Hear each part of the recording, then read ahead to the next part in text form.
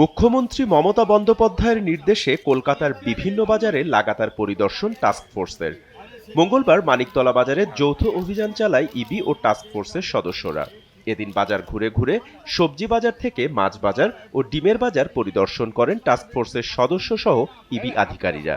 ওয়ালটন আবারও মিলিয়নিয়ার অফারে ওয়ালটন ফ্রিজ কিনে আপনিও হয়ে যেতে পারেন মিলিয়নিয়ার।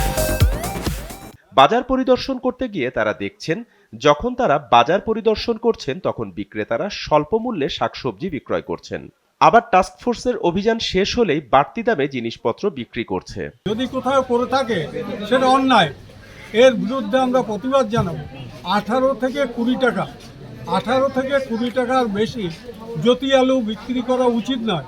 আর চন্দ্রমুখী আলু হয়েছে সরকারি ব্যাংক না, চন্দ্রমুখী নিচ্ছে, এটা নিয়ে আমাদের বিশাল কিন্তু হেডেক না, আমাদের হেডেক হয়েছে জ্যোতি আলু। জ্যোতি আলুর দাম ঠিক রাখা, পেঁয়াজের দাম তো এবার সত্যিই খুব কম। চাষি 15 টাকায় পেঁয়াজ রেখেছে, হোলসেলে চাষি 15 টাকায় পেঁয়াজ বিক্রি করছে, চাষির কিন্তু লস হচ্ছে। আজকে হাটে হাটে পটল বিক্রি হচ্ছে 8 টাকা, 9 টাকা, 10 টাকা। চাষি কি পাচ্ছে বলুন? 10 টাকা পটল বিক্রি হচ্ছে। এখন যদি হাটে কোনো রিপোর্টার যায়, তাকে ঘিরে ধরবে চাষিরা। দাদা, আমাদের কি হবে বলুন? আপনারা দাম বললে তো অনেক কিছু দেখান, টিভিতে লেখেন, আজ আমরা কি করব? বিক্রি হচ্ছে না। তাই এদিন প্রতিটি বাজার ঘুরে ঘুরে শাকসবজি, ফলমূল এবং মশলা সহ মাছের দাম খুঁটিয়ে দেখেন ইবি আধিকারিক থেকে টাস্কফোর্সের সদস্যরা।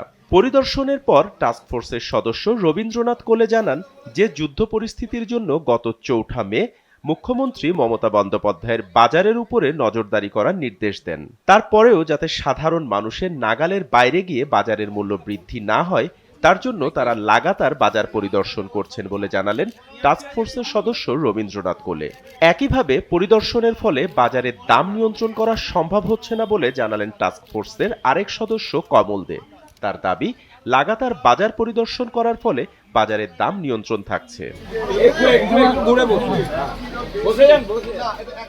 কমলদের দাবি, পরিদর্শনের উদ্দেশ্য ব্যবসায়ীদের চাপ সৃষ্টি করা নয়, বরং সাধারণ মানুষের নাগালে যেন বাজারের দাম নিয়ন্ত্রিত থাকে তার জন্যই ব্যবস্থা গ্রহণ করা হচ্ছে বলে জানালেন কমল দে। একইভাবে মানিকতলা বাজার ব্যবসায়ী সমিতির সহ সম্পাদক জানান যে ব্যবসায়ী সমিতির পক্ষ থেকে এবং ইবি পক্ষ থেকে মানিকতলা বাজারে সবসময় দাম নিয়ন্ত্রণের জন্য প্রয়োজনীয় পদক্ষেপ গ্রহণ করা হয়। ফলে মানিকতলা বাজারে তুলনামূলকভাবে জিনিসপত্রের দাম নিয়ন্ত্রণে থাকে বলে দাবি মানিকতলা বাজার ব্যবসায়ী সমিতির সহ সম্পাদকের। এদিন কলকাতার মানিকতলা বাজার পরিদর্শনের পর বাগমারী বাজারও পরিদর্শন করেন টাস্কফোর্সের সদস্য সহ ইবি আধিকারিকরা।